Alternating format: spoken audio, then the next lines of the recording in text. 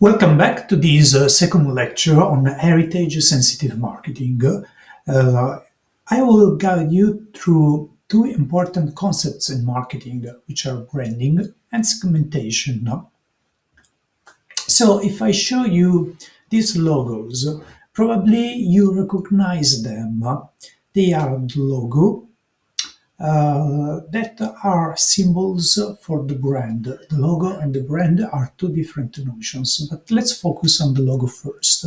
You are familiar with them, you probably see them and know what you are talking about, whether it's a car, whether it's a fast food or a soft drink or a luxury fashion product or just do it. It's Nike. You might remember products, you might remember experiences that you might have had with these products. Okay, any big company, those multinational companies invest a lot so that their clients are familiar with their names and logos and attach positive meanings to them.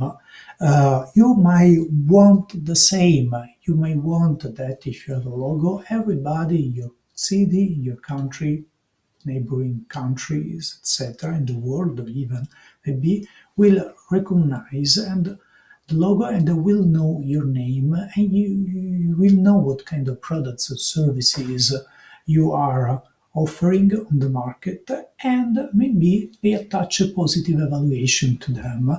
Marketing, to some extent, is about creating powerful brands that people know about, are familiar with, and evaluate in a positive manner.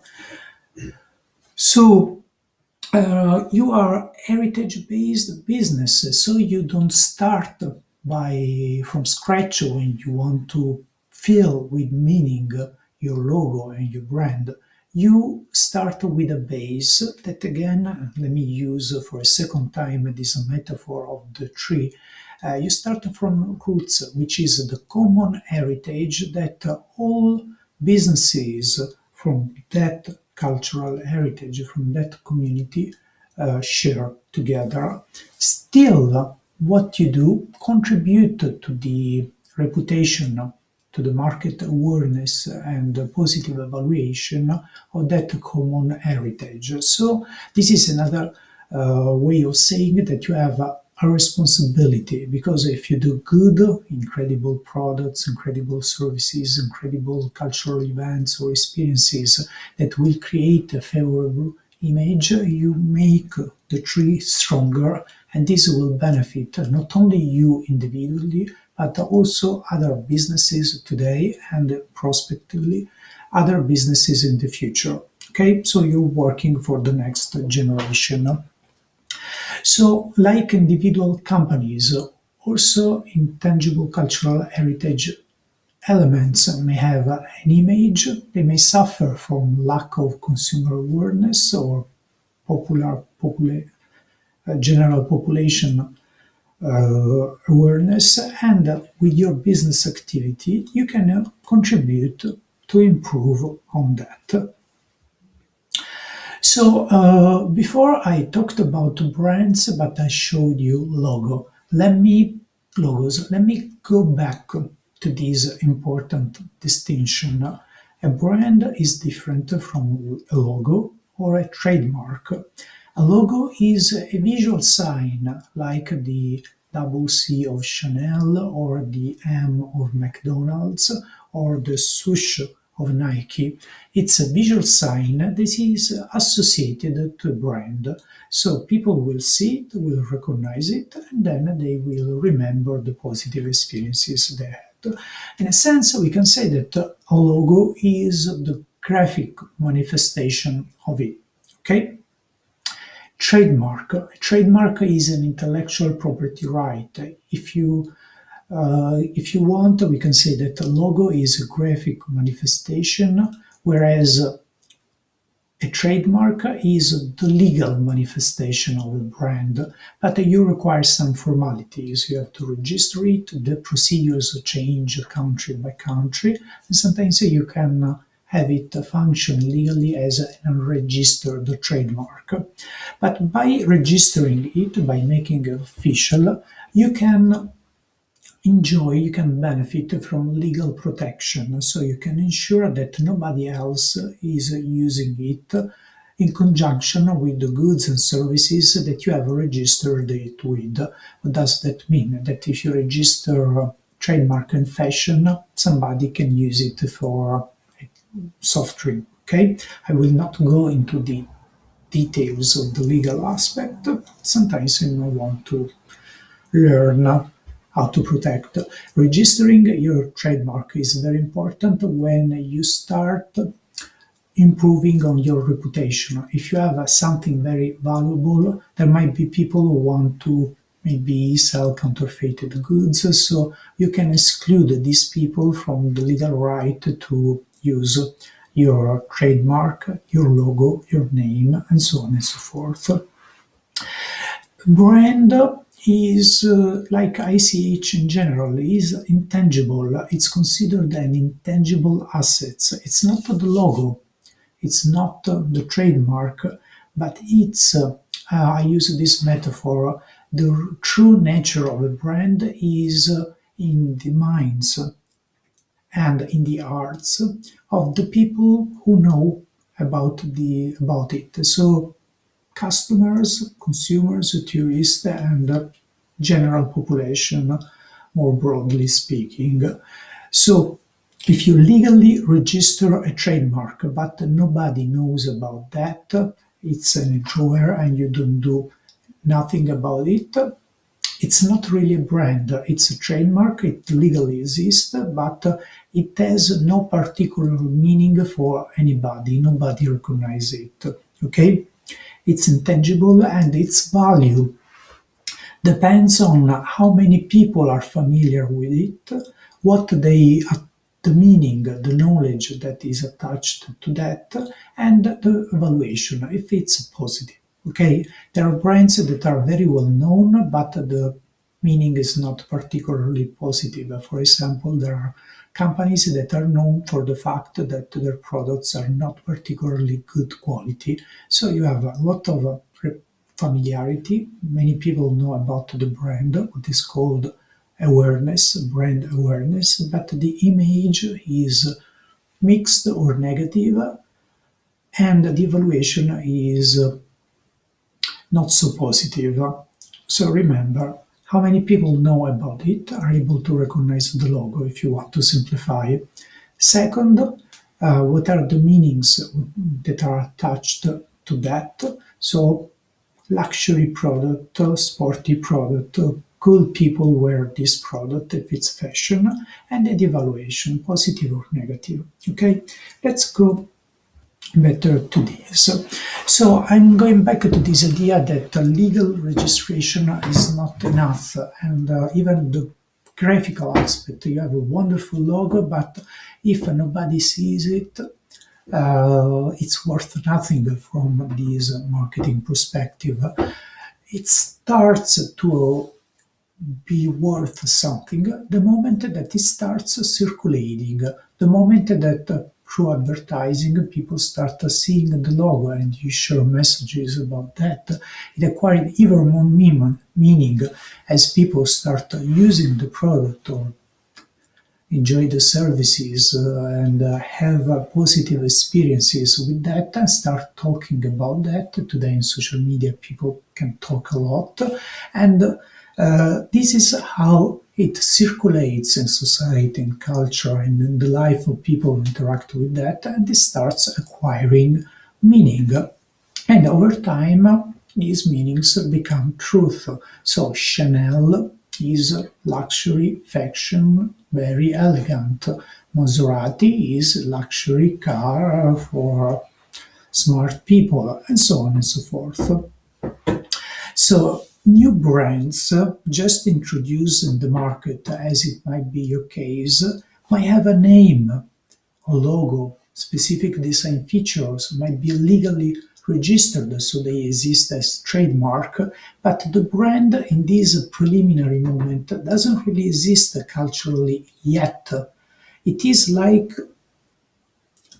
an empty vessel that waits to be filled with meaning. So these are sort of preliminary operation. By all means, have a graphic designers design a nice logo. Ask yourself what is the name of your business and choose it wisely. Have it legally registered. All these are preliminary operation, but then you want to ask yourself what's next. So how can I ensure that my brands will have a positive evaluation and people will attach positive meanings to them because this is crucial. Remember, all big companies want to have highly recognizable brands to which people attach lots of positive meanings. So, to be clear, you can try to control this process, but it's not entirely up to you. Brand meaning, so this image, this connotation, are created by brand managers. How?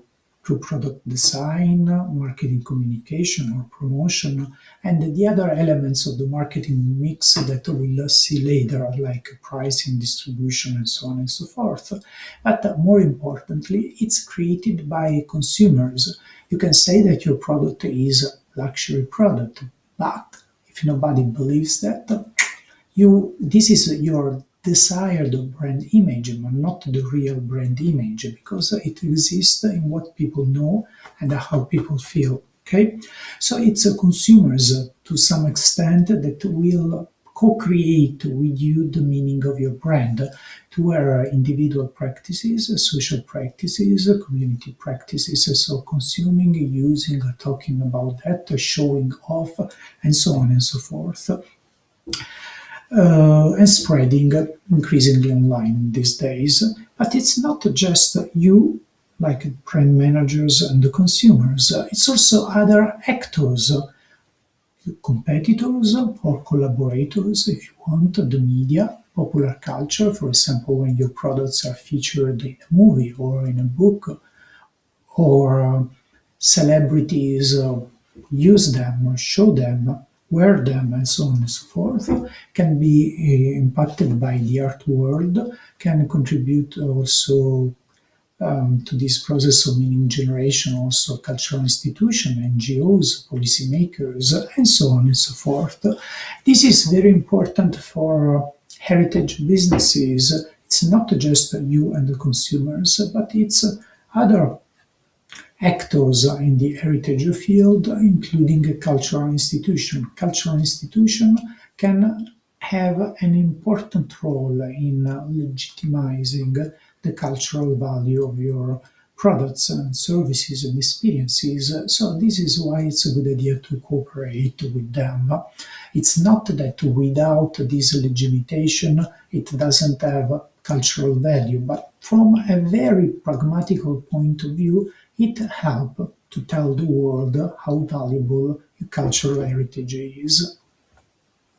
So this is a very complex figure that I took from a paper published by some colleagues of mine, and it's very complex, but I will guide you through it.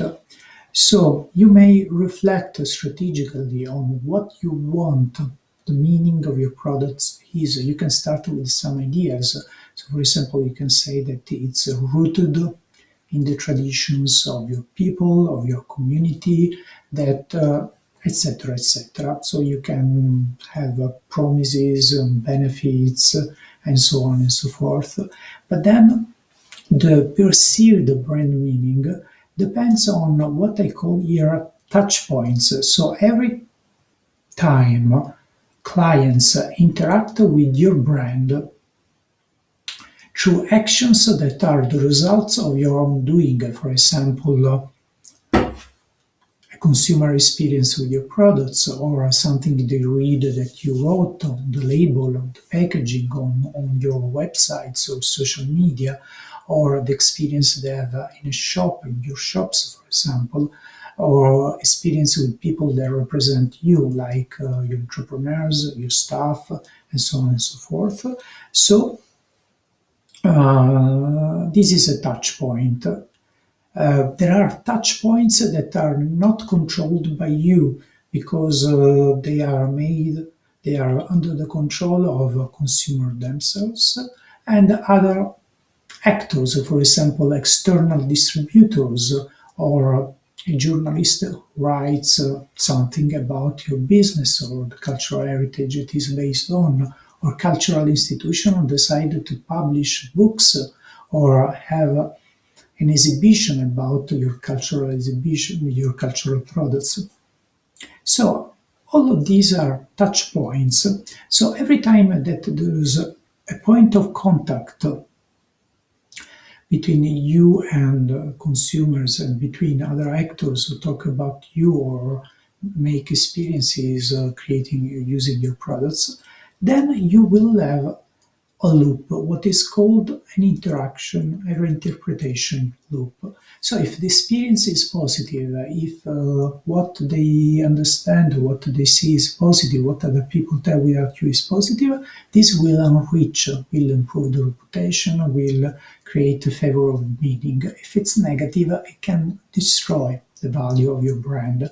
So be sure that as much as you can, knowing that you cannot control everything, but be sure that as much as you can, everything is positive. Okay, this is why it's very important not to leave any dissatisfied customers because they will talk, possibly online these days. These create a negative touch point about you, your products, your services, your market offering. Okay. And again, brand meaning is co-created by you, but not only by you. So when you are branding your product, you very often want to highlight what is different, maybe even unique about your products. Okay, here I have this metaphor of a black sheep. The black sheep is different, and sometimes being different is a good thing because if all the other products are all the same, you stand out in the crowd, okay? And a lot of the ideas about branding are reflecting on what make your products special, what make them unique, so that people will be interested in preferring your products over those of the others. And here I do not want to stress competition because you can be different, the others can be different in different ways, and this permits to create a niche market space for everybody. Just as a reminder, people who study business strategy have came up with these ideas that you can have these two basic marketing strategies. One is a cost leadership, so you offer a product at the lowest possible price. The other is offering a better product or a different product at a higher price from the minimum in the market. And this strategy is called product differentiation. So the cost leadership strategy is a strategy of volume. So you reduce the price and you try and sell as much as you can. For artisanal, for craft products, this very often is not the best strategy because industrialized products normally can be sold at much lower prices because the cost is very much reduced by industrializing.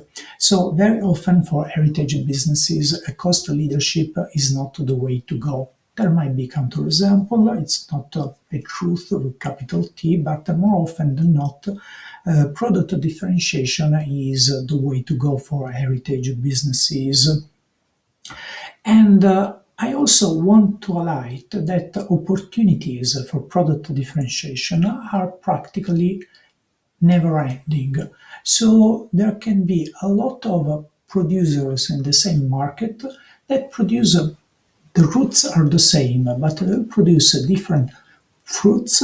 Each is unique its own way, and they can coexist all together. So if everybody compete on cost leadership, there can be only one producer who has the lowest price. But with differentiation, there's a space for everybody. There can be a space for everybody.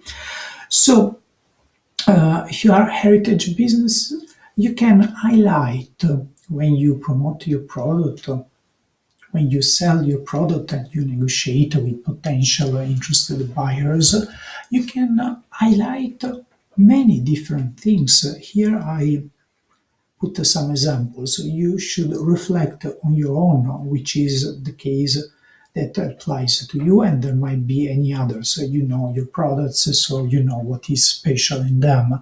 But for example, you can say that it's local. You can say that it's based on traditional knowledge and age-old wisdom that has been transmitted from your ancestors.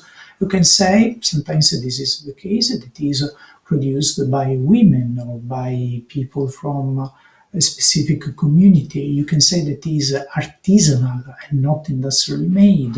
You can say that it uses local ingredients, so it has a limited environmental impact. You can say that contributes to biodiversity. You can say that is fair, ethical, can change life, can be sustainable. You can say a lot of things. And this is the key in the idea of differentiation.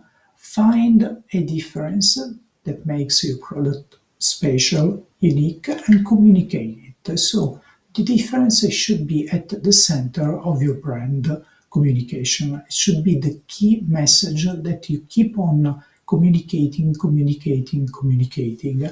So it's what is called sometimes the unique selling proposition. You can have other selling proposition. This should be number one, something that you want to repeat and communicate and communicate and communicate so that it is clear to everybody. So, for example, I make this slide. I'm not particular expert in coconut oil, but as you can see, there are so many different ways the same basic product can be communicated. You can communicate with graphic design, with packaging, and with the copy, so the text, what you say about that. So, for example, you can say that it's a 100% pure oil. You can say that is virgin, organic, cold pressed. Okay, three very basic attributes that are important. The third, you can say that is superfood, and you see the design reminds of pharmaceutical product, so you link to benefit for health. The fourth one, again, it's organic and virgin, so there's no difference respect to the other, but it reminds, a specific kind of people. Maybe it reminds the use with hair for beauty products, so maybe a little different. And the final one is interesting, is from a fair trade organization, and basically they say that it saves life because all the profits are not taken by a multinational, but they are given back to the local community to create schools and so on and so forth. And there are people who are sensitive to this kind of benefits because they want to buy products, but they also want to be sure that by buying products they do something good for community, for the environment, and so on and so forth. Okay, so basically, I don't say that it's arbitrary, but you can sell the same product, basically the same products, by highlighting different elements of it, different product characteristics, and different benefits for consumers. So, something that you can do after listening to me, try to really be creative and understand what is the number one thing. If I have just 10 seconds to talk about your products that you want to highlight. So, what is the reason why they should buy your product? And again, remember these here with packaging, graphic design, text, promotional messages. You even for very basic products, you can say a lot of very different things. So this should be the constituting element of your branding strategy. But this is not enough. Sometimes something that is very special for you is not special for the customer because everybody is different, and all clients are all different. They want different things. So something that you can think that will be very useful later on when we talk about products, prices, and so on and so forth, is that you start thinking of the differences in your customers. So some are younger, some are older, some are have a lot of money, some do not have a lot of money. Some are men, some are women, some are from here, some are from somewhere else. For example, tourists versus locals. But they can have also, not all men are women are the same, not all women are the same, not all tourists are the same, and not just because a tourist is European, another is American or whatever, just because they might be interested in different aspects. So somebody may be interested in the ethical element. Sometimes may be interested, somebody may be interested in the impact on health and well-being. Somebody may be interested in the environment. Sometimes may be interested in the aesthetic elements. So they can have different personalities, different lifestyles, and different reasons why you buy your products. So think of your potential or current customers and try to look at the difference that they have and try to reflect who are the best ideal customers, those that you would like to attract to have more, and those who are the worst, those that should be avoided. And then maybe there's something in between. Okay, so thinking of differences in groups of customers is the key idea behind segmentation. So, marketing is recognizing that not everybody wants the same things and select the right market segment for you. And since you are a heritage since business, it might make sense to identify those who are particularly interested in your cultural heritage. So, for example, in any given market, there might be very price sensitive clients who might not want your products, but they might be happy with the cheap industrialized souvenirs, and maybe they are not the right customers for you. There might be some consumers who are instead quality sensitive. They want the best and they're willing to pay more for that. And there might be some ethics sensitive consumers who might be more interested in the ethical aspect and the fact that by giving money they can help the sustainable development of a community, or may be interested in the environment. So they do not want plastic packaging, but they want better products that are produced in a way that respect the environment. Okay, so these are just samples. They will not be valid in any case, but you need to do the same. Every client is unique, but sometimes you can group that together. This might be called in marketing jargon in market segments, and you may adapt your offer, your communication, your prices, your distribution channel based on their unique characteristics. Okay, so this is why it's important to have a mental map of your customers, of the different customer groups.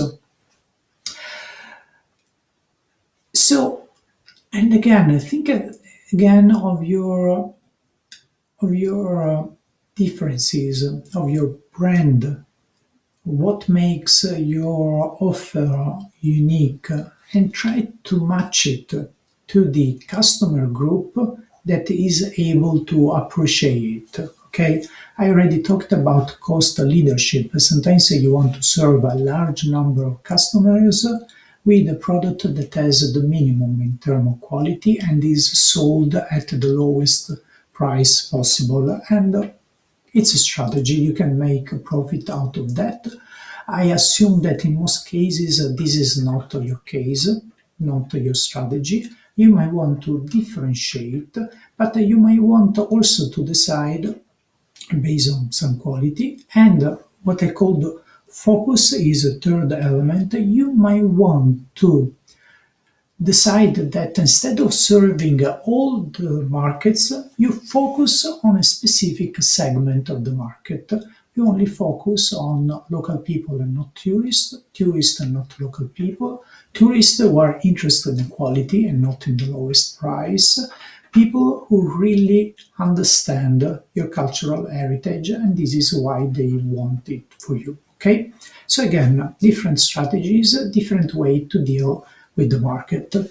So in conclusion, we talk about branding. So a layer, zero level layer of branding is based on your cultural heritage. So try to improve the reputation of the cultural heritage that constitutes the roots of your business and maybe also your community. Do not consider the other heritage businesses as your enemies or rivals. They are not. Focus on your differences, so the specific ways you interpret your common roots, and focus on specific market segments that you want to serve. Remember, everybody can find its space in the market. And again, try to think, but we are going in the next lecture, we are going again on this aspect, but start thinking on how you can use your heritage skills to serve different market segments with different offering, promoted in a different manner, and maybe with different prices level. So thank you very much for your attention, and I will be back soon with the next lecture.